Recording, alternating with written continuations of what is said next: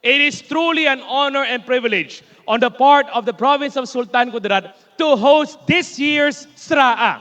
Isang malaking karangalan po ito na mabigyan ng oportunidad ang ating mga munisipyo at ang buong lalawigan ng Sultan Kudarat ng isang bagay kung saan pwede po natin ipakita sa buong Sorsogon o sa buong Pilipinas kung ano nga bang ibig sabihin ng Sultan Kudarat SK Sikat Ka. SK Sikat Ka nang ibig sabihin simbolo ng katahimikan at kaunlaran. SK Sikat Ka kung saan pinaglalaban natin ang kabataan. SK Sikat Ka kung saan sama-sama po tayo naghawak kamay tungo sa mas maganda, mas maliwanag na kinabukasan, hindi lamang para sa ilan, kundi para sa lahat. Mga kababayan ko, katulad ng sinabi ni Mayor Eric Recinto, what we want is empowerment sa lahat ng ating mga bayan.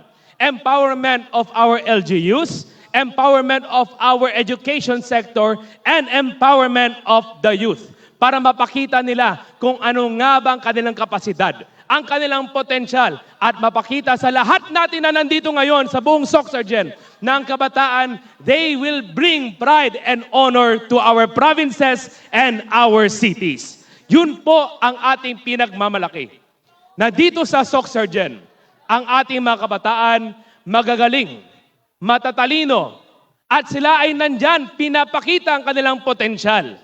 At makikita natin sa mga susunod na araw, they can showcase their talents and their skills that they can bring honor to all of us, honor to the whole region. My message for tonight is simple, and that is perseverance. Ang pagpagpursigi na sa harap ng mga hamon, sa harap ng problema, at sa harap ng krisis, tayo ay patuloy pa rin. Hindi po tayo susuko, hindi po tayo magpahuli, hindi po tayo magpapatalo. Dahil dito po sa Sultan Kudarat at sa buong Sorsogon, ang ating mga kabataan, sila ay malakas, matibay at matatag. At sila po, katulad ng sinabi ni Jose Rizal, ang magbibigay pag-asa sa buong Pilipinas at sa buong mundo. This, ladies and gentlemen, is just one night. Itong grand opening na ito.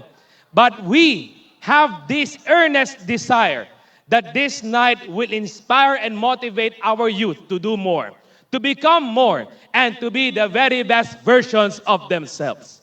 This is an opportunity for everyone to be contributors to the nation building of Sultan Kudarat, Sorsogon, and the rest of the country.